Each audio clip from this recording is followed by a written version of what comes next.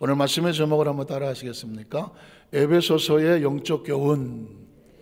에베소서의 영적 교훈 세 번째 제목으로 하는데, 제가 이제 갈라디아서 이렇게 지금 말씀을 사도행전, 로마서 강의를 해오다가 에베소서에 있어서만큼은 그 백그라운드를 먼저 설명을 하면서 그 다음에 내용을 들어가야 되겠다. 왜냐하면 서신의 내용이 양도 많고, 물론 짧지만 글자 하나에 담겨져 있는 하나의 의미가 많은 거죠. 양이 많다는 얘기는 의미가 많은 거죠. 그래서 무슨 내용을 그냥 1절부터 10절 같이 그냥 훅 지나가기보다는 단어 하나에 대한 의미를 정확하게 알아야, 크리스찬이 사실은 우린 의미잖아요. 저와 여러분은 의미예요. 성도는 의미이고 크리스찬은 의미인 거예요. 저와 여러분이 아름다운 것은 하나님의 의미가 우리 가운데 있기 때문에 아름다운 거예요. 그래서 에베소서는 누가 말씀을 받아 적었을까요? 사도 바울이 받아 적었다. 어디 있을 때? 감옥에 있을 때. 그래서 그것을 옥중서신이라고 말한다. 어쩌다가 감옥에서 말씀을 쓰게 되었을까? 그가 복음을 전하다가 이방의 사람들과 부딪히고 그로 인하여 끌려가 감옥에 수감이 되더라도 그게 바울의 사역을 막을 이유는 없어요. 내가 하나님 일을 하는데 어떤 일이 가로막혔다고 해서 그것 때문에 하나님 일을 본질적으로 주저하지는 않아요. 아무리 내가 하나님 예배자로서 이 땅의 삶을 살아가는데 그 어떤 일이 가로막는다고 할지라도 그로 인해서 예배가 중단되지는 않아야 되는 것과 마찬가지죠. 그래서 바울은 힘들고 어려운 일이 생겨도 감옥이라도 불사하고 거기서 복음을 더 절실하고 절박하게. 그래서 감옥은 세상으로 볼 때는 가장 비참한 크로노스라고 하는 비참한 장소이지만, 그곳에서 하나님의 사람이 하나님의 성령과 함께 하나님 말씀을 받아서 성경을 썼다고 하면 그곳은 카이로스라고 하는 최고의 축복의 장소가 되는 거죠. 오늘 저와 여러분이 의미를 알아야 돼요. 머리로 생각하는 세상의 기준으로 보면 그냥 그 사람 그래, 내 인생은 왜 이래, 지금 나 왜 이러지, 이게 이제 크로노스예요. 세상적인 평가, 세상적인 비교는 크로노스라고 말하는 거예요. 그런데 하나님이 이 상황을 통해서 나를 통하여 어떤 일을 하신다고 하면 그 사람은 더 이상 세상적인 존재가 아니에요. 하나님이 함께 하시고 하나님이 그 시간을 쓰시고 하나님이 그 공간을 쓰시고 그 사람을 사용하셔서 하나님의 일을 하게 하는 사람. 그래서 저와 여러분은 하나님의 꿈이에요. 한번 따라 하실까요? 우리는 하나님의 꿈입니다. 하나님의 꿈. 마치 요셉처럼 하나님의 꿈을 꿨더니 하나님의 그 시간을 가지고 여기저기 나이를 훈련을 받아가서 마침내 하나님의 때가 됐더니 총리를 만들어서 하나님의 일을 하게 하자는, 그때까지 많은 아픔의 시간이 지나갑니다. 그 시간을 볼 때 그때 요셉은 실패해서 했을지 모르지만 나중에 보니까 하나님이 함께 했던 시간은 실패한 시간이 하나도 없는 거예요. 한번 따라 하실까요? 하나님과 함께 했던 시간은 실패한 것이 절대 아니다는. 저와 여러분의 지나간 과거가 절대 실패가 아닌 것은 지금 이 자리에 있잖아요. 지금 이 자리에 있잖아요. 이 자리에 있기까지 지난 모든 과거는 나를 만들기 위하여 여기 앉혀놓은 거예요. 믿으십니까? 그러니까 이 시간은 나에게 소중한 시간이고요. 내가 내 지나간 삶은 아프고 힘들고 억울하고 속상하고 여러 가지 일이 많이 있겠지만 그게 하나님과 함께 했던 시간이고, 지금 내가 하나님 앞에 서 있다면 내 인생의 최고의 축복의 시간이에요. 최고의 축복의 시간이에요. 기억하셔야 돼요. 내가 맡은 모든 공간들도 난 여기 있고 싶었는데 난 저기 있고 싶었는데, 왜 인간은 각자 자기가 원하는 위치가 있잖아요. 그러나 지금 여러분이 제가 하나님 앞에 있다고 하면 지나간 삶 속에 원치 않던 있었던 모든 상황과 공간도 돌이켜보면 다 축복인 거예요. 다 축복인 거예요. 기억하십시오. 내 인생에 버릴 건 아무것도 없어요. 비록 아픔이라도 슬픔이라도 억울함이라도 상처라고 하더라도 다 지나간 것들은 지금 이 자리에 여러분이 하나님 앞에 온전히 서 있다고 하면 그건 다 지나간 축복이에요. 그래서 어떤 것은 미움이 있었다면 내 지나간 과거를 용서합니다. 내 지나간 삶 속에 나를 아프게 했던 모든 이들을 예수 이름으로 용서합니다. 누구 때문에? 누구를 위하여? 나를 위해서. 현재의 내가 하나님과 올바로 서는 데 있어서 지나간 과거가 가로막지 못하게 하려고. 내가 하나님의 사랑을 받아들여야 되는데 내가 어떤 지나간 과거에 대한 미움 때문에, 아픔 때문에 스스로 이걸 웅크리고 있어서 하나님의 사랑을 온전히 느끼지 못하고, 그로 인하여서 모든 사방이 경계가 되어지고 힘들어진다고 하면 이건 지나간 과거같이 아직도 나에게 영향을 미치는 거잖아요. 예수 그리스도 안에서 지금 여러분이 하나님 앞에서 자유하다면 지나간 과거로부터 자유해야 되죠. 지나간 모든 사람으로부터 자유하고, 지나간 모든 상황으로부터 자유하고, 지나간 모든 관계로부터 자유하고, 지나간 건 지나간 대로 다 지나간 속에 다 떠내려 보내셔야 돼요. 다 과거와 과거 다 떠내버리고 지금 이 순간 여기가 얼마나 중요합니까? 지금 중요한 건 저와 여러분의 가장 중요한 시간은 바로 지금 여기에요. 인생은 과거에 살지도 않고요, 미래를 당겨 살 수도 없어요. 지금 여기 내가 의미 있고 가치 있고 소중해야 돼요. 그래서 지나간 모든 것들은 지금 나를 여기 있게 하기 위한 하나님의 과정이었다고 생각해서 과거는 다 기쁨으로 다 털어버려야 돼요. 그리고 미래는 하나님께서 지금 나를 통하여 또 훈련을 시키셔서 무엇을 하게 하실까? 하나님에 대한 꿈을 꾸는 거죠. 그 꿈은 사실상 내 꿈이 아니에요. 하나님의 꿈이에요. 결국 우리는 하나님의 꿈을 하나님 안에서 이루고 어디서 만나냐면 하나님 안에서 만나는 거죠. 그게 인생이어야 되는 거예요. 그 인생의 의미가 없으면 매일 지나간 과거 때문에 울어야 되고 현실도 쓸쓸하고, 그러니 미래에 무슨 꿈이 있겠어? 거기에 어떻게 하나님이 꿈을 끌어갈 수가 있겠냐고. 그래서 여러분, 저와 여러분은 하나님 앞에서 이 존재적으로 지금 이 시간이 얼마나 소중하냐, 바울에게는 바로 그 의미가 있는 거예요. 감옥이라도. 그래서 그는 오히려 빌립보 감옥 이렇게 말하지 않습니까? 기뻐하시오 성도들이여, 내가 다시 말하노니 이 주 안에서 기뻐하라고 말하는 거예요. 기뻐하라고 말하는 거예요. 그건 뭐냐면 그 상황을 인식할 수 있는, 지나간 과거에 매달리지 아니하고 현재의 상황을 육신의 눈으로 바라보지 아니하고 미래에 아무리 힘들고 어려운 것이 있다고 할지라도 하나님의 가치와 목적이 분명히 있다고 하면 그게 사명이라면 수명을 걱정하지 아니하고 사명을 따라 나가는 것이죠. 결국 인생은 사명으로 사는 것입니다. 그래서 오늘 에베소 교회의 영적 교훈의 지난주에는 하나님이 예수 그리스도 안에서 온 우주가 안에 우리를 통일되게 하려 하심이라, 하나 되게 하려 하심이라고 말했습니다.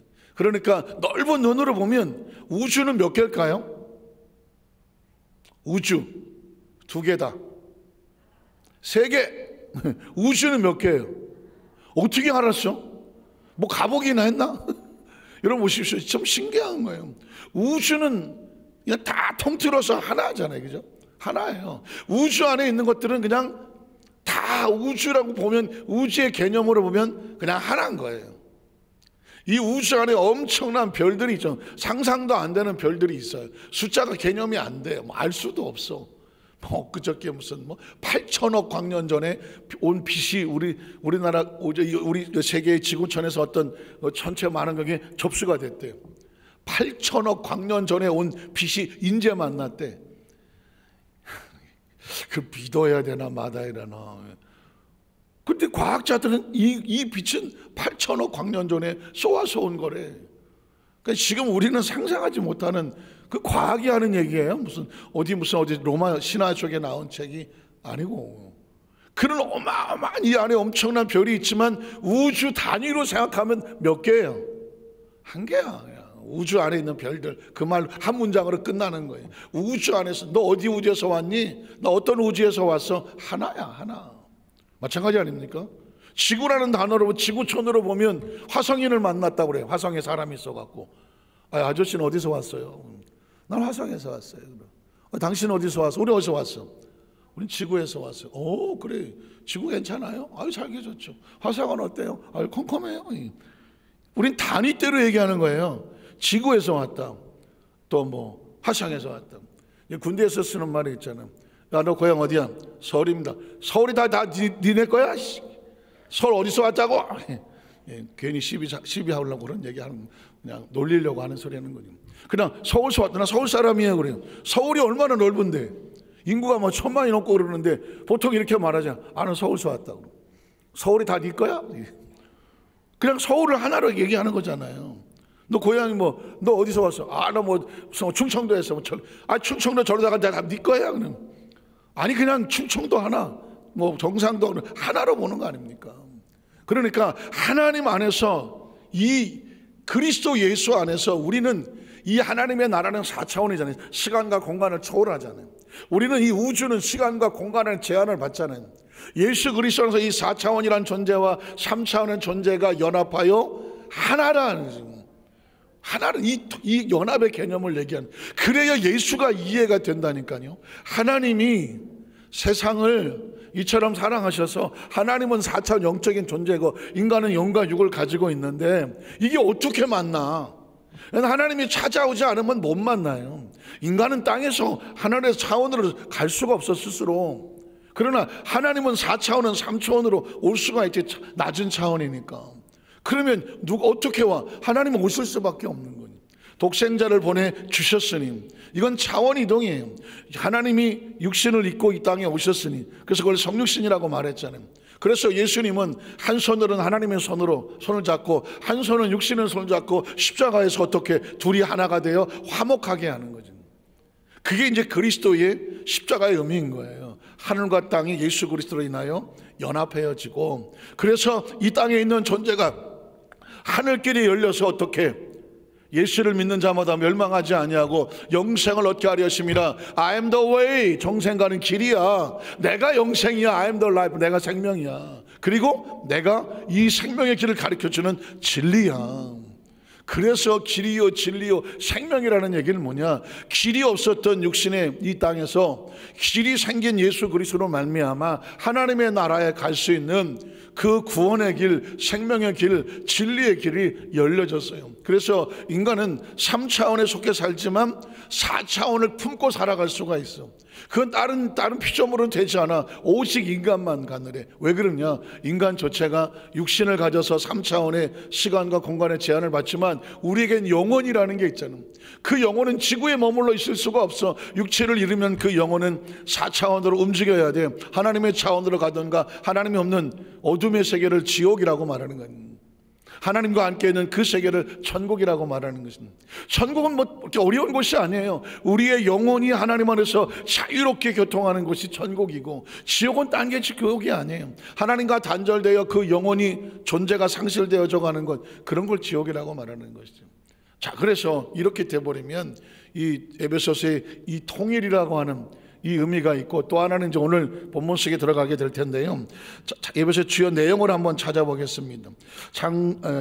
에베소 1장 5절을 보면 이런 단어가 나와요. 그 기쁘신 뜻대로. 이건 하나님의 뜻입니다. 하나님이 억지로가 아닌 하나님의 기뻐하시는 뜻대로 우리는 누구예요? 크리스찬이죠. 예수를 믿고 구원받은, 그 당시는 에베소 교회 성도를 말했고, 이 말씀을 받는 저와 여러분에게는 하나님의 자녀들을 뭐 하셨다? 예정하셨다. 예정의 뜻이 뭐예요? 미리 택하고 정하셨다. 그러니까 어느 날 오다 가다 우연히 만나서 야, 너 와. 아유, 당신도 와. 당신도 와가 아니라 한 사람 한 사람을 하나님의 정하신 뜻에 따라서라고. 제가 어제 공간을 주관하신 하나님 그런데, 여러분 이 창세기를 보면 앞으로 또 말씀하겠지만은 이 창세기 읽으면 눈물이 안 날 수가 없어요. 나라고 하는 저와 여러분이라는 존재가 이 시간에 존재하기 위해서 하나님이 어떻게 일을 하셨는지, 우주라는 공간, 지구라는 공간, 그 정확한 시기에 우리가 육신을 가지고 태어났는데 어떻게 살고 있냐고. 하나님이 은혜로 다 살게 하시니까 살고 있는 거지. 삶이 내가 사라지나요? 살게 하시니까 살아는 거죠. 뭐 조금 비유가 조금 약할 수는 있겠지만, 세상에 어머니들이 그 아주 말 더럽게 안 듣는, 침이 다 트네 내 말이에요. 더럽게 안 듣는 딸한테 하는 얘기가 뭐예요? 너도 커서 누구 같은, 너 같은 모나야 돼. 딸 낳아봐. 난 가끔 내가 그런 얘기 들었어요. 목사님, 저는요 우리 엄마가 맨날 나한테 너도 있잖아, 너 같은 딸 낳아갖고 너도 예미의 심정을 알아봐, 그런 얘기를 하도 많이 듣고 자는데, 그냥 그대로 내가 딸을 낳았는데 그 딸년이 아이고 죽겠어요 그러더라고요. 그래서 야, 이건 정말 여성들에게만 좀 특권인가? 남자들은 그런 얘기를 잘 못 해봤잖아요. 너도 커서 이 새끼야, 너 같은 새끼 나갖고 너도 한번 고생해봐. 뭐 우리가 남자가 안 나서 그런가? 어쨌든 간에 그런 얘기를 하잖아요. 근데 대부분 또 이러잖아요. 엄마가 돼 보니까 누구의 심정을 알겠더라. 엄마의 심정을. 아이를 낳아서 아이를 키워보니까 엄마의 심정을 알겠어. 아, 엄마가 나를 이렇게 키웠구나. 이렇게 키웠구나. 그래서 그 아이를 낳아봐야 뭐 어른이 된다, 뭐 이런 표현도 쓰고, 또 아이를 기르면서 내가 이렇게 어린아이 코찔찔이 막 이런 똥오줌도 못 가고 이런 갓난아기에서 자라는 과정 속에서 그 엄마가 어떻게 나를 키우셨을까? 이런 것도 깨달아진다고 하잖아요. 저는 이 창세기 1장을 어제 이제 말씀을 묵상하면서 이렇게 말씀을 나누면서 꼭 그런 심정인 거예요. 야, 하나님이 한 생명을 그냥 단순하게 우리를 이 땅에 존재하기 위해서, 이 생명이 살기 위해서는 공간이 필요하고, 생명이 살기 위해서는 시간으로 들어와야 되고, 생명이 살기 위해서는 육체가 있어야 되고, 그 생명이 살기 위해서는 하나님과 교통할 수 있는 영이 들어와서 성령으로 충만해야 되고, 그리고 그 은혜로 생명으로 이 땅을 살았을 때 이 지구가 영원한 곳이 아니라 하나님의 안에 속에서 언젠간 하나님께로 돌아가야 될 하나님의 소속된 백성이라는 걸 깨달으니까 내 마음대로 살지 아니하고 막 살지 아니하고 그냥 감정대로 막 욕구대로 살지 아니하고 하나님의 말씀대로 살아가야 될 의미와 목적을 가지고 살아오고, 나중에 바알과 같이 내가 선한 싸움을 다 싸우고 나의 달려갈 길을 다 지키고 왔으니 이제부터 내 앞에 보이는 하나님의 나라에 대한 소망, 이런 고백을 할 수 있도록 만드는, 이게 얼마나 귀합니까? 그래서 여러분, 전 요즘 날마다 말씀이 흥분 속에 살아요. 너무 귀하고 감사함. 성경을 펼치면 그냥 이게 하나님의 존재가 뭐 어마어마하게 오고, 그 가운데 하나님의 사랑이 어마어마하게 오고, 그 가운데 나라고 하는 존재가 어떤 존재인지를 하나님을 다시 새삼스럽게 발견하게 되면 삶이 일순간에 1초도 소중하지 않을 수가 없는 거죠.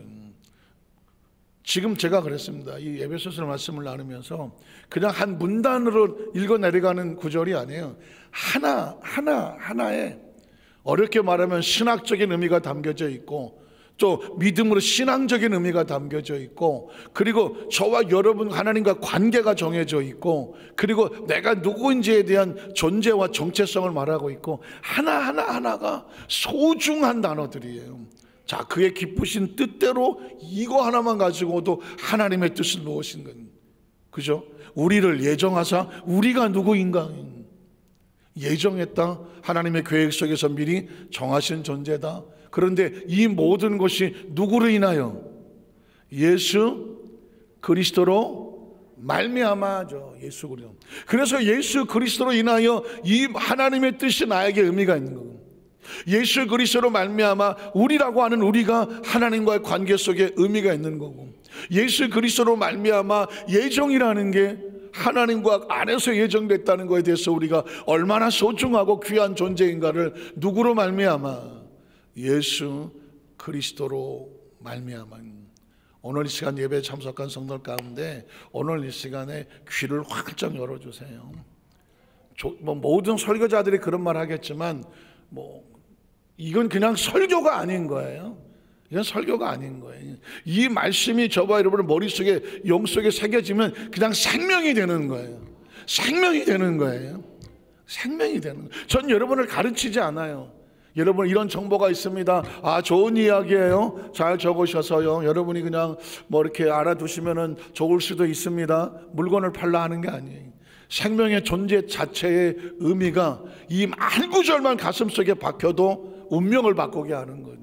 전 여러분의 운명을 바꾸려고 이 자리에 쓴 거지, 하나님의 안에서 이 존재된 운명을 바꾸려고 말씀을 들고 서는 목적이에요. 이미 운명이 바뀌어진 분들에게 그 말씀을 붙잡고 그 운명을 지키라고 말씀하고 있는 거예요. 제가 좀 조심스럽지만 아주 좀 건방진 소리를 하면 설교라고 다 설교인가? 설교라고 다 설교인가? 기억하십시오. 그 설교의 운명을 바꾸자고 하는 그 설교자가 하나님 말씀을 받아서 그 말씀으로 성도들의 가슴 속에 그 말씀이 들어가서 그 운명을 바꾸게 하지 않으면 그게 설교인가? 이게 무슨 설교학자들한테 두드려 맞을 소리인지 모르지만 설교의 근본적인 목적은 운명을 바꾸는 겁니다. 그렇다고 뭐 조심스럽지만 뭐 제가 무슨 뭐 공부를 안 한 게 아니거든요. 공부를 안 한 게 아니에요. 저도 학문적인 근거를 가지고 있으면서도 그럼에도 불구하고 제가 이 강단에 서는 목적은 뭐 설교는 이렇게 하는 걸 가리키려고 쓴 것도 아니고 미사 여고 하려고 쓰는 것도 아니고 기승전결이 어떻게 하고 뭐 예화는 어떻게 해야 될 것이며 템포는 어떻게 될 이런 소리를 하는 게 아니라니까. 이 말씀이 어떤 사람에게 그 속에 들어와서 말씀이 움직여서 운명을 바꿔라는 거예요. 우리가 예수를 믿는 목적은 뭘까요? 어둠에 있었던 운명이 예수로 말미암아 빛의 운명으로 바뀌는 거 아니겠습니까? 지옥으로 가던 운명이 예수를 만나서 천국의 운명이 되는 것이 아닙니까? 세속에 빠묻혀 살던 존재가 예수를 만남으로 말미암아 하나님의 자녀가 되는 운명이 바뀌는 거 아니겠습니까? 성경은 우리의 운명을 바꿔놓습니다. 3차원적인 존재로 살던 존재가 예수를 만나니까 하나님 아버지, 영을 하나님이라고 부를 수 있는 존재적인 운명이 바뀌잖아요. 가서 외치세요. 여의도 만산교회에 오면 운명이 바뀝니다. 운명이 바뀌는 거거든요. 무엇으로? 말씀으로, 그리고 성령으로, 그리고 우리 함께 기도하는 가운데 하나님의 역사하심으로. 사실은 뭐 아시잖아요. 오늘 바울은 뭐 운명이 안 바뀌었나? 다메섹 도상에서 그의 운명은 크리스천을 잡아다가 옥에다 가두는, 그게 그 자신의 인생의 최고의 목적이었다가 예수를 만나고 나서 거꾸로지고 나서 눈이 안 보이고, 그리고 아나니아가 안수를 하고 비늘이 떨어지고 나서 보니까 새로운 세계가 보이잖아. 성령이 충만하여 그의 마음속에 예수 그리스도가 그가 메시아구나. 그 이후로 목숨을 걸고 바울은 다른 운명으로 삽니다. 제자들이 깜짝 놀라고 유대인들도 깜짝 놀라. 제자들은 의심의 손길로 사람이 저렇게 하루아침에 바뀔 수 있나? 유대인들은 저런 배신자 같은 놈 모두를 놀라게 했습니다. 왜? 운명이 바뀌었으니까. 여러분 기억하십시오. 사람이 바뀌는 건 한순간에도 거꾸로질 수 있어요. 한순간에도 운명이 바뀌어질 수가 있어요. 그건 하나님이 하시는 걸 아무도 몰라요. 여러분도 여러분 자신을 포기할 이유가 없고요. 우리 주위에 있는 사람들이 뭐 그냥 이렇게 우습게 보이더라도 여러분 절대로 보여도 그 사람을 함부로 평가할 수가 없어요. 그 사람 지금 요셉처럼 남의 집살이 하고 있는지 몰라요. 요셉처럼 억울하게 누명 쓰고 있는지 몰라요. 요셉처럼 감옥에서 지금 피투성이로 절망의 이 고비를 넘어가고 있는지 몰라요. 그러나 어느 날 한순간에 하나님께서 그의 운명을 바꿔놓잖아요. 감옥에서 나와서 운명을 바꿔놓잖아요. 애굽의 총리가 될지를 누가 알았습니까? 자신은 알았겠습니까? 술 맡은 관원이 소개했지만 그 사람이 알았겠습니까? 누가 알았겠습니까? 바로도 사실 설마 그 감옥에 있던 30살짜리 유대 히브리 그 청년에게 나라를 맡길 것을 누가 알았겠습니까? 그도 깜짝 놀라지 않습니까? 너희 속에 하나님의 영이 있구나. 그때 바로는 그 사람은 총명한 사람입니다. 이 7년 이 흉년 속에서 왕이지만 해결할 방법이 없어. 근데 이 사람은 보니까 그걸 꿰뚫어 보고 있어. 그 말하는 것을 보치니까 30살짜리 머리에서 나오는 게 아니야. 하나님의 영이 그 속에서 그에게 지혜를 빛을 비추는 걸 보게 되니까, 그러니까 그가 자기의 어인을 뺏어주고 기로차를 빼주고, 나 왜? 야, 나는 그냥 자리만 높아. 네가 애굽을 다스려라. 이게 쉽습니까? 절대 되지 않아요. 그런데 그렇게 하는 건 뭘까요? 그에게는 하나님밖에 없습니다. 요셉이 뭐가 있어요? 뭐가 있습니까? 무슨 학력이 있습니까? 무슨 집안이 좋습니까? 뭐 요셉이 그게 무슨 애굽 민족이기를 합니까? 그러나 그 상황 속에 하나님께서 만들어 쓰시니까 그의 운명이 바뀌잖아요. 기억하십시오. 자, 우리 여도수 만삭교회 모든 성도들에게 오늘 하나님께서 우리 가운데 예정하신 뜻이 있기 때문에 결국은 하나님께서 우리의 생명 시간에 들어오고 공간에 들어와서 우리를 하나님의 사람으로 만들게 함으로 말미암아 우리의 운명을 바꾸려고 한다. 여기서 제가 보너스를 하나 더 드리면, 우리의 운명을 바꾸는 게 딱 4가지가 있어요. 4가지가 있는데, 예수는 one way, 그게 길이지만 예수님 안에 들어오면 4가지의 운명을 바꿀 수 있는데, 그게 4차원의 영성이에요. 조영희 목사님 옆에 뭐 비설장을 하기로 했지만 목사님 보면서 4차원의 영성을 막 하는 거예요. 4차원의 영성을. 그것도 은퇴할 때쯤 돼서, 그래서 이제부터 내가 4차원의 영성을 마음 놓고 해도 되겠다 하시면 4차원의 영성을 펼쳤어요. 근데 제가 이런 말씀했잖아요. 4차원의 영성은 열매야, 열매, 통로. 그래서 열매야. 그 목사님이 은퇴를 하시고 시간이 얼마 안 남으신 걸 아니까 거기에 뭐 4차원의 백그라운드 이런저런 얘기할 수 있는 시간이 없어. 그래서 그 메시지 때마다 그 4차원의 영성으로 꿈을 꿔라, 믿음을 가져라, 그냥 생각을 올바로 가져라, 그냥. 그리고 그 오늘의 입술의 고백을 항상 절대 감사할 땡처럼 묻잖아요. 그 네 가지를 끊임없이 말씀했잖아요. 전 그때까지만 하더라도 4차원의 영성은 3차원에서 4차원과 통하는 통로라는 사실은 알았어. 아무리 뒤져봐도 3차원에서 4차원을 통할 수 있는 길은 네 가지밖에 없어. 꿈을 꾸는 것, 믿음으로 가지는 것, 입술로 고백하는 것, 생각은 자유로우니까. 그 네 가지요. 근데 제가 최근에 깨달은 게 있어. 이 네 가지가 사람의 운명을 바꾸더라고요. 믿음이 운명을 바꿔.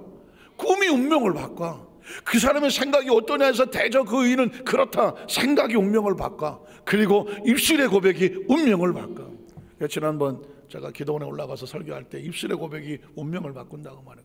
저 우리 교회 성도들 할 때도 설교할 때 입술의 고백이 운명을 바꾼다고 말해요. 그 네 가지가 하나님 안에서 꿈을 꾸고 하나님 안에서 입술의 고백을 하고 절대 믿음의 고백이죠. 하나님 안에서의 믿음을 굳게 갖고 하나님의 생각을 내 안에 품으면 하나님이 저와 여러분을 끌고 가다 보니까 이렇게 살았던 사람이 전혀 다른 삶이 돼. 그게 운명을 바꾸는 거예요. 운명을. 그래서 여러분 오늘 그래서 이 원리를 제가 말씀을 드리는 게 그 원리에 의해서 하나님은 우리의 삶을 바꾸어서 세상을 놀라게 하기를 원한다는 거예요. 여러분의 가족을 놀래고요. 여러분의 가족을 놀래고 여러분을 알던 사람들을 놀래고요.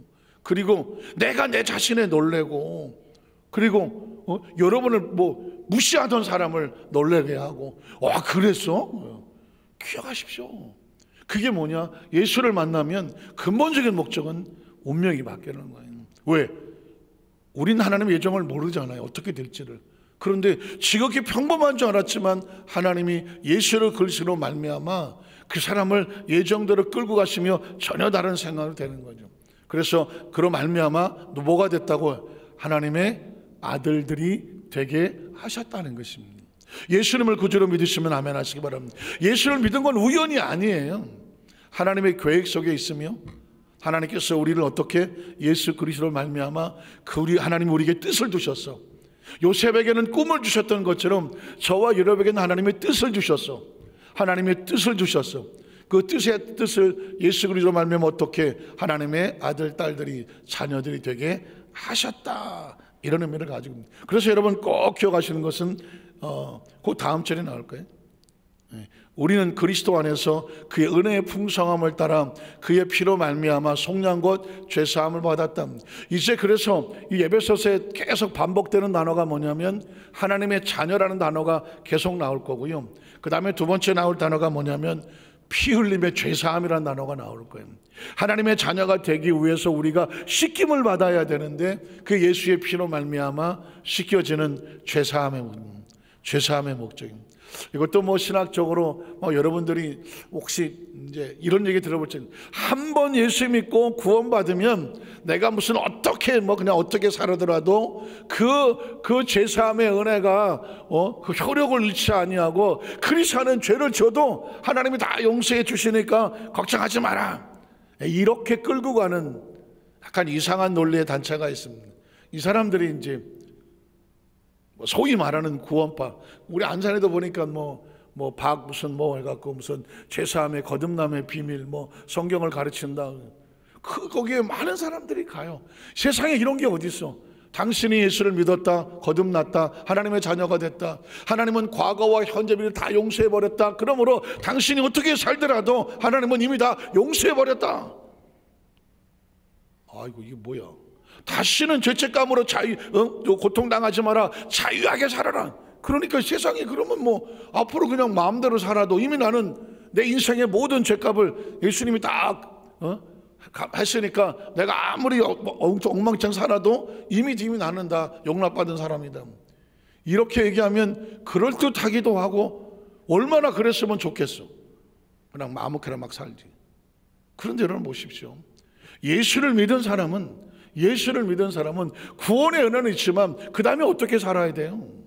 스스로 그리스도의 장성한 분량에 이르도록 7번 잘못하던 건 5번으로 줄고, 5번 잘못하던 것 3번으로 줄고, 3번 잘못하던 것 1번으로 줄어가면서 평생 죄를 지을지 않고 살 수는 없겠지만 거룩하게 성화되고 스스로 자신이 세상에 대한 반응을 거룩함으로 바꾸고 죄를 끊어내고 성장한 모습으로 서게 되는 거죠. 그렇게 해서 성장해 가고 그 안에 뭔가 잘못을 했다면 어떻게 돼? 아, 괜찮아, 예수님 나 용서해 주셨으니까 뭐 다 아실 거야. 이게 아니라 또 오늘 하나님 앞에 예수님처럼 발을 씻겨주겠다고 그랬더니, 아 주여, 내가 어떻게 마시면 안 됩니다 그랬더니, 발을 씻겨주자면 너 나와 상관이 없다 그랬더니, 또 베드로가 또 온몸을 씻겨주시옵소서. 야, 이미 구원받은 너는 온몸을 씻을 필요는 없어. 그러나 매일 손과 발은 씻어라. 매일 손과 발은 씻어라. 우리의 삶 속에 원치 않게 했던 묻어놓은 죄의 이 모습들을 깨닫는 즉시 회개하고 또 씻어내고 돌이켜라. 그건 우리로 하여금 거룩하고 성결된 삶을 스스로 알면서 자제하도록 만드는 겁니다. 신앙의 성장은요, 딴 게 아니에요.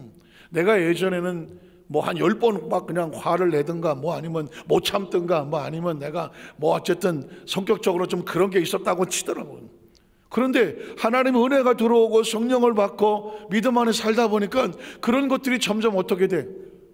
정리가 되는 거예요. 줄어드는 거예요. 그러다가 보니까 어떻게 모든 성격이 원만하게 다스려지면서 예전에는 뭐 누가 뭐라고 말해도 하던 사람이 어느 날 보니까 부드럽고 따뜻하고 믿음의 모습이 되어져 가는 거예요. 여러분, 그래서 스스로도 내가 원래 이런 사람이 아니었는데 변화되어져서 나의 나 된 것은 이게 내가 된 게 아니라 누구의 은혜다? 하나님의 은혜였구나. 제가 오늘 아침에 좀 이렇게 뭐 잠깐 묵상을 하다가, 야, 예수 믿는다는 거는 불교나 천주교하고 뭐가 다를까 하다가 제가 이 말씀만 드리고 말씀을 마치겠는데요. 제가 군에서 그 두 종류의 사람을 봤어요. 한 사람은 스님이야, 스님. 또 한 사람은 신부야. 그 참 예전에는 그냥 뭐 우연인가 보다 그랬는데, 제가 오늘 가만히 생각하니까는 그 옛날에 스님을 끌고 오고 옛날에 신부님을 다시 내 기억 속으로 끌고 왔어요. 그런데 이 스님은 야, 스님은 다르더만. 이건 땡중은 아니야. 진짜 스님이야. 그러니까 군복을 입고 가는데도 스님이야. 그래서 제가 둘이 이제 훈련을 받다가 신기하잖아요. 저는 이제 신학생이고 이게 스님이야. 그래서 이제 저 스님이 그 불경 좀 한번 읽어달라, 불게 뭐 해달라 그랬더니, 뭐 자꾸 빼. 그러다가 아유, 나 한 번도 못 들어봤는데 그 저 불경 좀 한번 해봐라 그랬더니, 그랬더니 딱 가부좌를 틀고 딱 앉아. 그래서 옆에 가만 앉았지. 했더니 하기 시작하는 거예요. 그때 이제 주워 들은 거야. 마하반양. 야, 얼마나 진지한지 몰라. 그래서 이게 언제 끝나? 개인이 하라 그랬다고 제가 이따가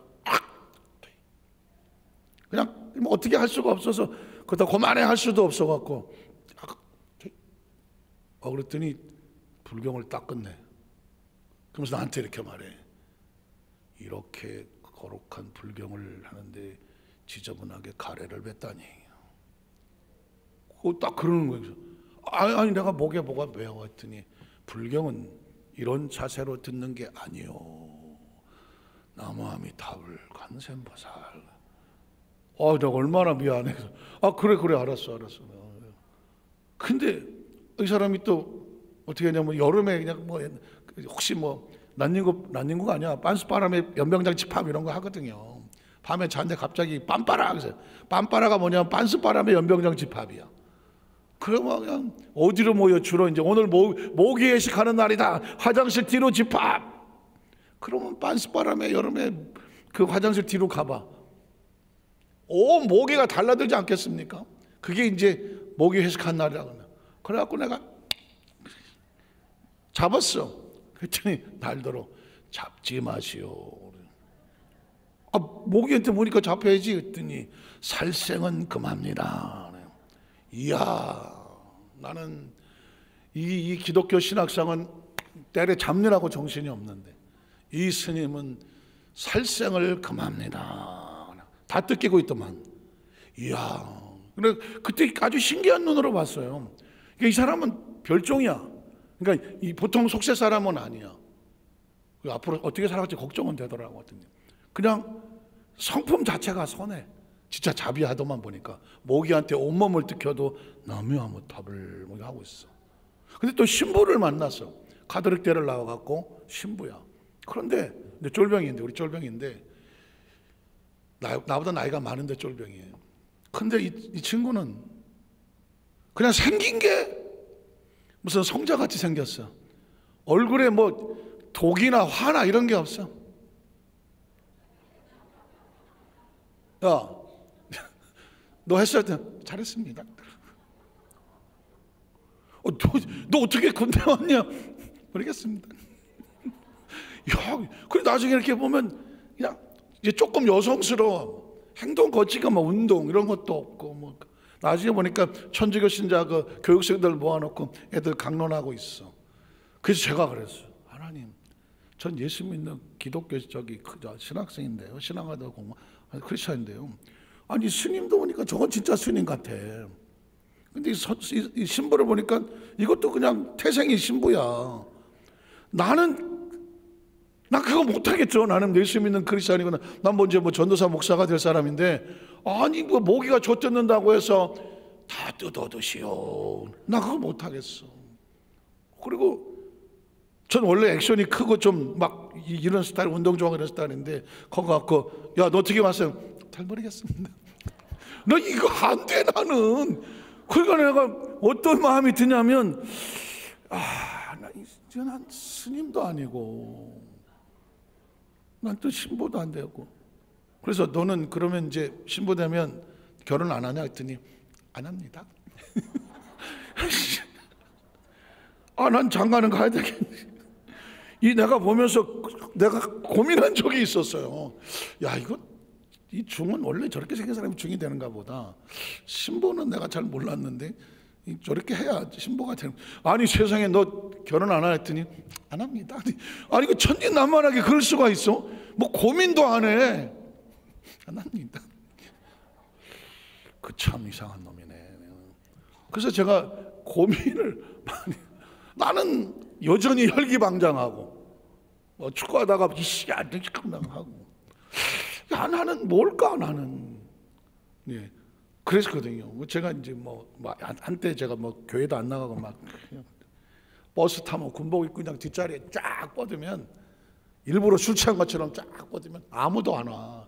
저 미친놈이 저 뒤에 앉아갖고 군발이 하나가 누워서 저러고 있다고. 아유 저 건드리면 또 이상하다고 오지도 않아. 제가 아주 잠깐 그런 적이 있었거든요. 근데 그런 제 모습을 보다가 저 마하바냐 하는 놈이나 괜찮습니다. 야 나는 뭐야 나는 도대체 난 뭐야. 이 목사는 캐릭터가 어떻게 해야 되는 거예요. 이쪽을 갈 수도 없고 이쪽을 갈 수도 없고 목사는 뭔가 사실 개인적으로 고민이 많았었거든요. 그런데 제가 이제 성령 세례를 받고 나니까 달라져. 그 얘기를 하고 싶은 거예요. 내 안에 하나님의 성령 세례라는 것을 알고 성령 세례를 기도원에서 기도하고 금식하는 가운데 받고 들어가기 전의 모습과 성령 세례를 받고 내가 굴에서 여기도 그저 기도원 굴에서 나가고 나서 세상을 바라보니까 이 세상이 달라. 세상이 달라. 그러니까 그 세상이 다른 세상에 와서 그래서 제가 그러잖아요. 저희 6개월 동안은 화를 내본 적이 없어. 6개월 동안은 화를 내본 적이 없어. 그래서 6개월 만에 저희 이제 막내 동생이 있는데 야, 물 좀 갖다 주라 했더니 오빠 갖다 먹어. 좀 줘. 그러다가 내가 짜증을 냈나. 처음 6개월 만에 짜증이라는 거를 짜증 비슷한 감정이죠. 좀 줘. 소리가 좀 커진 건데 가만히 생각하니까 이게 뭐지? 6개월 동안에 화를 한 번도 낸 적이 없는 거예요. 이건 제 캐릭터가 아니에요. 왜냐하면 제가 군에서 교육대 구대장을 하다가 보니까요, 밑에 그 전령들이 막 2명, 3명씩 붙어요. 뭐 군화 닦아주는 애, 뭐 이불 개주는 놈, 뭐 빨래 해가고 세탁소 갔다 오는 놈, 밥 갖다 놓는 놈, 물 가져오는 놈. 그냥 가만히 있으면 다다닥 갖다 놔. 이게 습관이 되다가 보면은 뭘 얘기하지 않아도요, 물이 여기 있잖아. 야, 물 가져라. 네, 알았습니다. 갖다 놔. 이걸 군대 생활하다가 바깥에 나와서 휴가 나와서 막내한테 그래서 야, 물 여기 있잖아. 내가 참는다.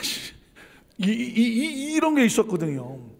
그러니 제가 이 어깨가 이만큼 올라가 있는 사람인데 6개월 동안이야.